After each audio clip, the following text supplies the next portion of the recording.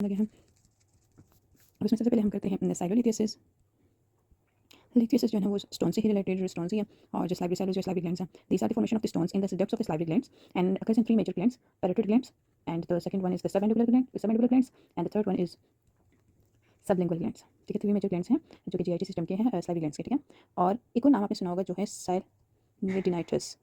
Itis की जो है ना, अगर जहाँ पर आ जाए तो वहाँ पर कोई इन्फ्लेमेशन चल रही होगी। ठीक है, और स्लाइवरी ग्लैंड्स की इन्फ्लेमेशन होगी, और ये किस वजह से होते हैं? ये जब स्टोन जो है ना प्रोलॉन्ग टाइम के लिए हो तो फिर उसकी वहाँ पर इन्फ्लेमेशन या इन्फेक्शन स्टार्ट हो जाता है। अब ये इन्फ्लेमेशन जो है ना, ये किस वजह से होंगे? ये तो या ऑब्स्ट्रक्शन की वजह से है, या तो ये इन्फ्लेमेशन जो है वो किसी इन्फेक्शन की वजह से हो, या ये इन्फ्लेमेशन जो है इम्यून मेडिएटेड कोई मैकेनिज्म चल रहा होती है तो उस वजह से होती है। फिर उसके बाद आ जाते हैं बाकी हमने एक और हम पढ़ेंगे ना, एक वॉटन डक्ट हम पढ़ेंगे। What is the Wharton duct? ठीक है, जो वॉटन डक्ट जो है ना, ये हमारे पास एक डक्ट है। कौन से ग्लैंड के? स्लाइवरी ग्लैंड्स में से सबमैंडिबुलर ग्लैंड्स के। ठीक है, this duct is the submandibular gland का वो डक्ट है। ठीक है, जिसमें ये है कि सबसे मोस्ट कॉमनली जो स्टोन्स फॉर्मेशन होते हैं वो जो है ना से वॉटन डक्ट्स में ही बनते हैं। ठीक है, और इसमें क्या पेशेंट कैसे प्रेजेंट करेंगे? पेशेंट जो है ना उसकी प्रेजेंटिंग कंप्लेंट होगी। पेशेंट प्रेजेंट करेगा विद प्री या पेरीपेरेंडियल, खाने से पहले या खाने के दौरान, खाने के टाइम पे। ठीक है, पेरेंडियल जो है ना पेन होगी पेशेंट को, और ये प्री और पेरीपेरेंडियल पेन जो है ना ये रिकरेंट होगी। ठीक है, वापस सेटल बैक हो जाती है। दूसरा ये कि कौन जो भी अफेक्टेड ग्लैंड होगा वहाँ पर उसमें स्वेलिंग होगी। सही, अब इसमें क्या है कि जो इसकी कॉज जो है ना वो है, यहाँ पर कॉज जो है वो है डिहाइड्रेशन की वजह से है, और दूसरा ये है कि इसकी ट्रीटमेंट या किसी कोई ट्रॉमा। ठीक है, और जो इसकी ट्रीटमेंट है वो किस चीज़ से है? ट्रीटमेंट जो है ना वो है पेशेंट को एनसिड से देना, कोई भी एनसिड हो। ठीक है, पेन किलर इन्फ्लेमेशन को स्टॉप करने के लिए। दूसरा ये है कि पेशेंट से कहो कि वो अपने ग्लैंड्स मसाज करते रहें, ग्लैंड्स मसाज करवा देना, जो भी अफेक्टेड ग्लैंड होगी वार्म कंप्रेसर्स वहाँ पर अप्लाई कर लेना। तीसरा ये है कि सोर कैंडीज वो यूज़ करें। फोर्थ वन, सोर कैंडीज जो है ना उसका क्या काम है? सोर कैंडीज जो है ना वो क्या करते हैं कि ये प्रमोट करते हैं, this promote the salivary flow. ठीक है, तो प्रमोट करेंगे स्लाइवरी फ्लो को। इसके अलावा जो नेक्स्ट हमारे पास पैथोलॉजी जो है ना स्लाइवरी ग्लैंड्स की वो है कि salivary glands tumours, salivary gland tumours आएंगे। ठीक है, अब इसमें जो है स्लाइवरी ग्लैंड्स ट्यूमर्स में 3 टाइप्स है यहाँ पर मोस्ट कॉमनली। एक है प्लियोमॉर्फिक, और second one is the mucoepidermoid carcinoma. ठीक है, अब देखो कार्सिनोमा का नाम ही इसके अंदर है, म्यूकोएपिडर्माइड कार्सिनोमा, और इसी का नाम भी इसी के अंदर है। ठीक है, तो ये है कि मैलिग्नेंट, और this one is the benign. Pleomorphic is the benign tumour, लेकिन इसकी ये है कि most probably this can be transferred into malignant transformation can occurs, और this is the most common tumour है स्लाइवरी ग्लैंड का। ठीक है, most common tumour of the salivary gland. ठीक है, और this is composed of chondromyxoid stroma. ठीक है, this one is composed of chondromyxoid stroma. इनका जो स्ट्रोमा जो है ना वो बना हुआ कॉन्ड्रोमाइक्साइड स्ट्रोमास का। ठीक है, और दूसरा ये है कि इसके अलावा जो है ना यहाँ पर कुछ एपिथेलियम सेल्स और इसके अलावा रिकर्स हो जाते हैं। अगर कंप्लीट एक्सजन के बाद भी रिकरेंस की चांसेस इसमें प्लियोमॉर्फिक एडिनोमा में ज़्यादा होती हैं, और रप्चर कर जाए, अगर कोई रप्चर कर जाए ऑपरेटिवली जो है ऑपरेशन के दौरान जो है, और इसकी मैलिग्नेंट ट्रांसफॉर्मेशन ज़्यादा है। म्यूकोएपिडर्माइड कार्सिनोमा जो इसमें यह है कि ये पहले से मैलिग्नेंट ट्यूमर्स हैं। ठीक है, ये मैलिग्नेंट है, और this is mucinous and plus squamous type carcinoma. Squame note और देखो यहाँ पर मैंने प्लस का साइन यूज़ किया कि मतलब दोनों एट अ टाइम प्रेजेंट होते हैं। इसके अलावा एक और ट्यूमर है स्लाइवरी ग्लैंड का जिसको हम कहते हैं वॉर्टिन ट्यूमर। ठीक है, इस वॉर्टिन ट्यूमर को आपने याद कैसे करना है कि वॉर्टिन ट्यूमर को आप कैसे याद करेंगे? जो warriors from Germany love smoking. ठीक है, मैं आपको एक निमोनिक बताती हूँ, उसमें अपने याद करना है कि warriors from Germany loves smoking. ठीक है, अब इसमें क्या है कि हम इसको याद करेंगे, तो याद करने के लिए VW, और जर्मनी से मैं आपको एक वर्ड बताती हूँ, और स्मोकिंग से। ठीक है, अब इसको कैसे करेंगे कि वॉरियर्स, एक तो ये है कि ये जो है ना वॉर्टिन ट्यूमर, W से वॉर्टिन ट्यूमर। दूसरा ये है कि सेकंड ये है कि यहाँ पर जो है ना ये है बिनाइन सिस्टिक ट्यूमर है, दिस इज बिनाइन। ठीक है, नॉट मैलिग्नेंट। और दूसरा कि सिस्टिक ट्यूमर है, लेकिन इंपॉर्टेंट चीज़ क्या है कि विद द जर्मिनल सेंटर इसका होगा, और this is typically found in smokers. ठीक है, मेनली जो है ना ये कहाँ मिलते हैं? फाउंड इन स्मोकर्स में। फिर इसके बाद हमारे पास नेक्स्ट डिजीज है ईक्लेजिया। ठीक है, ईक्लेजिया में क्या है कि these are 2 types, primary and secondary. ठीक है, जो प्राइमरी वन ईक्लेजिया है वो है कि जो failure of lower oesophageal sphincters to relax due to degeneration of inhibitory neurons. हमने पीछे पढ़े थे कि हमारे पास इनहिबिटरी न्यूरॉन्स जो है ना वो रिलीज करते हैं, इनहिबिटरी न्यूरॉन्स जो है वो रिलीज करते हैं क्या क्या चीज़ें? नाइट्रिक ऑक्साइड्स, और इसके अलावा वेजो एक्टिव इंटेस्टाइनल पेप्टाइड्स। ठीक है, इनहिबिटरी न्यूरॉन्स जो है वो रिलीज करते हैं नाइट्रिक ऑक्साइड प्लस VIP। ठीक है, और ये दोनों जो है ना ये क्या करते हैं? रिलैक्सेशन करवा देते हैं। लेकिन अगर हमारे पास ये लूज कर जाए हैं, और ये क्या करते हैं कि ये दोनों रिलीज कर जाए, तो ये रिलैक्सेशन करवाते हैं।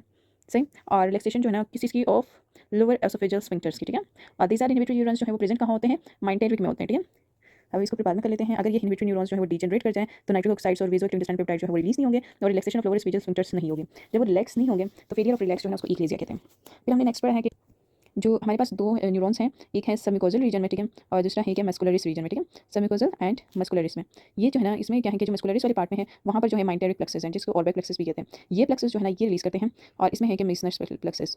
प्लीज इस वाले को इग्नोर कर देना। अब इसमें क्या है कि इसकी जो है डायग्नोसिस जो है हम कैसे, इसकी डायग्नोसिस हम कैसे करेंगे कि ये डायग्नोस करेंगे बाय मोनोमेट्री के जरिए। ठीक है, मोनोमेट्री से ही हम इसकी टोन को मालूम करेंगे। और absent pressure lower speeches inter resting pressure progressive, और इसमें है कि जो साइन है टिपिकल साइन है उसमें प्रोग्रेसिव डिस्फेजिया होगा। प्रोग्रेसिव डिस्फेजिया का मतलब क्या है? प्रोग्रेसिव डिस्फेजिया में होगी पेशेंट को पहले डिस्फेजिया होगी टू द सॉलिड, और आहिस्ता आहिस्ता वो स्टार्ट होगी टू लिक्विड्स की तरफ जाएंगे। ठीक है, लेकिन जो है इसके बेरियम सोलो में आप जब डायग्नोसिस में इसके अलावा जो है क्या करवाएंगे? एक बेरियम सोलो करवा देना, एक्सरे करवा देना। ठीक है, एक्सरे चेस्ट करवाएंगे तो उसमें बर्ड बीक अपीयरेंस आएगी, बर्ड बीक अपीयरेंस। और फिर उसके बाद क्या है, एसोसिएटेड होते हैं विद ओसोफेजियल सीए के साथ।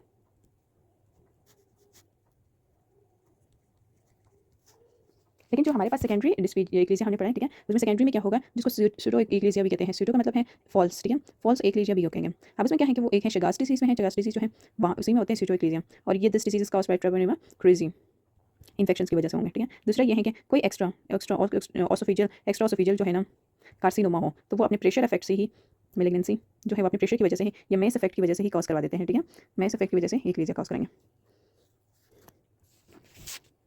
यहाँ तक हमारे हो गया। फिर हम उसके बाद नेक्स्ट करते हैं ऑसोफेजियल पैथोलॉजी। अब हम करेंगे नेक्स्ट जो है ना वो हमारे पास है ऑसोफेजियल पैथोलॉजीज, ठीक है। ऑसोफेजियल पैथोलॉजीज में जो है ना उसमें हमारे पास कौन कौन सी आती हैं, एक तो है कि डिफ्यूज ऑसोफेजियल स्पाज्म है, डिफ्यूज ऑसोफेजियल स्पाज्म, ठीक है। इसमें क्या है कि जो ऑसोफेजियल स्पाज्म, इसमें क्या है कि वो इंक्रीज हो जाते हैं स्पॉन्टेनियसली और नॉन पेरिस्टाल्टिक कॉन्ट्रैक्शंस होती है ऑसोफेगस के, और लेकिन लोअर ऑसोफेजियल स्फिंक्टर की रिलैक्सेशन नॉर्मल होगी, तो पेशेंट प्रेजेंट करेगा विद डिस्फेजिया और इंजाइना लाइक चेस्ट पेन। लेकिन इसमें मोस्ट इंपॉर्टेंट जो है वो कॉर्क्सक्रू अपीयरेंस होगी on chest X-ray. Manometry is the diagnostic test और nitrogen calcium channel blocker are the treatment. Eosinophilic esophagitis. Esophagitis is the inflammation of esophagus, and this is one is caused by the infiltration of the eosinophils into esophagus, often in atopic patients और food allergens में ज़्यादातर common होंगे। और this patient present with a dysphagia के साथ present करेंगे और constant dysphagia not progressive, और फूड इंफेक्शन, मतलब फूड इंफेक्टेड हो जाए, जैसे खांसी वगैरह स्टार्ट हो जाती है, उसकी वजह से ऑसोफेजियल रिंग्स एंड लीनियर फोरोस के फॉर्मेशन नजर आएंगे। इसमें ना डायग्नोसिस आप इसकी एंडोस्कोपी से करवा लो, और एंडोस्कोपी जब करवाते हो ना तो उस टाइम आपको नजर आएंगे कुछ ऑसोफेगस के अंदर कुछ रिंग्स या फोरोस रीजन जो है ना वो आपको नजर आएंगे, ठीक है। टिपिकली जो है वो अनरिस्पॉन्सिव होते हैं टू द गट थेरेपी। इसके अलावा जो है ना नेक्स्ट जो है ना वो है हमारे पास ऑसोफेजियल परफोरेशन। ऑसोफेजियल परफोरेशन जो है किसी ट्रॉमा वगैरह की वजह से होंगे, किसी ट्रॉमा गैस्ट्रिक एसिड की वजह से होंगे, ठीक है, या किसी मेलिग्नेंसी की वजह से हो, तो नॉन हाइड्रोजेनिक काज होते हैं, ठीक है। और फॉलोइंग कोई इंस्ट्रूमेंटेशन के टाइम पे हो तो हाइड्रोजेनिक काज भी आ जाते हैं। इसके अलावा हमने ना इस ऑसोफेजियल परफोरेशन से रिलेटेड हमने एक बर्हाउ सिंड्रोम जो है, Boerhaave syndrome, this syndrome is caused by the कोई भी प्रेशर हो, वायलेंट रेचिंग हो की वजह से हो, पेशेंट की ना वो हो जाती है, ऑसोफेजियल रप्चर होगी डिस्टल पार्ट की, और this one is the transmural inflammation होगी और ऑसोफेजियल रप्चर होगी, ठीक है। देन ऑसोफेजियल स्ट्रक्चर्स हैं, वेरिसेस एसिडिंगेशन में होती है, वेरिसेस जो है ना वो जो है ना वेरिसेस डायलेटरी सेमिकोजल्स वेन्स की वजह से होंगे, और एसोफेजाइटिस वही है, एसोफेजाइटिस जो है ना कुछ है वो not eosinophilic type, and this one is oesophagitis जो है ना ये कौन कौन से आ जाते हैं। अगर आपको व्हाइट सीटो मेम्ब्रेन की फॉर्मेशन नजर आएगी, ठीक है, फॉल्स मेम्ब्रेन कोई अंदर ऊपर बन जाए, तो आपने यही सोचना है कि पेशेंट को क्या है, कैंडिडा इन्फेक्शन है। Candida infection immunocompromised individual pregnancy में एनीमिक पेशेंट में ज़्यादातर मोस्ट कॉमनली इन्फेक्शन है। और HCV happy simplex virus 1 type 1 जो है इसमें ये होता है कि पंच आउट अल्सर बनेगा, ठीक है। अगर आपको हो कोई पंच आउट अल्सर फॉर्मेशन हो, ठीक है, तो वो जो है ना herpes simplex टाइप 1 वायरस की वजह से ही होंगे। दूसरा ये है, एक और हमारे पास है साइटोमेगालो लीनियर वो जो अल्सर्स बनेंगे, linear ulcer, this one is caused by the cytomegalo virus, okay. फिर उसके बाद एसोफेजियल रिफ्लेक्स डिजीज जो है वो पेशेंट जो है वो प्रेजेंट करेंगे विद हार्टबर्न के साथ। गैस्ट्रोएसोफेजियल रिफ्लेक्स जिसको हम गर्ड का नाम भी देते हैं, ठीक है, this one is caused by the patient present करेंगे मेनली विद हार्टबर्न के साथ, और तेजाबियत वाली कंप्लेन करेंगे, ठीक है। रीगर्जिटेशन होगी, डिस्फेजिया होगा, रीगर्ज, और दूसरा ये कि डिस्फेजिया के साथ भी प्रेजेंट करेंगे, ठीक है। और दिस वन इस डिस्फेजिया के साथ प्रेजेंट करेंगे, और इसके अलावा जो है वो प्रेजेंट होगी patient chronic cough with hoarseness laryngopharyngeus one. अगर पेशेंट को ना क्रॉनिक कफ जो है with plus with hoarseness of the voice उसकी होगी ना, तो आपने ये समझना है कि उसको गर्ड की वजह से लेरिंगोफरेंजियल स्पाज्म डेवलप हो चुके हैं, ठीक है। और इसकी वजह से है पेशेंट को, इसी वजह से पेशेंट को होंगे कि ये स्पैस्म की वजह से ना पेशेंट को इस तरह के सिम्टम्स आ जाते हैं कि वही हार्ट वर्ड वो chronic cough with hoarseness of the voice associated होते हैं पेशेंट विद अस्थमा के पेशेंट में ज़्यादातर हैं। और इसमें क्या होंगे, decrease in lower oesophageal tone, इसमें ट्रांजिएंट डिक्रीज होगी, इस वजह से ही गर्ड आकर हो जाता है, transient decrease in lower oesophageal sphincter tones. इसके अलावा जो है ना हम एक और सिंड्रोम पढ़ेंगे, this one is called Malory वीज सिंड्रोम, ठीक है। दिस वन इज मैलरी वीज सिंड्रोम में क्या होंगे कि पेशेंट को ना, अब देखो इसमें 2 एल है, ठीक है, this one and this one, तो हम क्या कहेंगे कि एक लॉन्गिट्यूडनल और एक लेसरेशन, लॉन्गिट्यूडनल एंड लेसरेशंस और गैस्ट्रोएसोफेजियल जंक्शंस में हो, confined to the mucosa due to severe vomiting की वजह से हो, ठीक है, तो उसमें प्रेजेंट होंगे विद हेमेटमेसिस के साथ, और ये जो है ना अल्कोहलिक पेशेंट्स में ही होते हैं कॉमनली। इसके अलावा जो है एक और मोस्ट इंपॉर्टेंट है जो कि मोस्ट कॉमनली फीमेल्स में है, that one is Plummer Vinson syndrome. This is patient present with a triad, और वो ट्राइएड क्या है हम याद करेंगे, डाइस की निमोनिक से, ठीक है, डाइस, दिस वन डाइस जो है ना डी से है डिस्फेजिया, और ई से है वो आई से है आयरन डिफिशिएंसी एनीमिया, एंड ई जो है ना उसमें क्या है, ई जो है उसमें क्या है ऑसोफेजियल वेव फॉर्मेशन होगी, एंडोस्कोपी करवाते हुए आपको ऑसोफेजियल वेव्स नजर आएंगे, ठीक है। और जो एस जो है ना उसमें क्या है कि ये इंक्रीज करते हैं the risk of squamous cell carcinoma of oesophagus होंगे।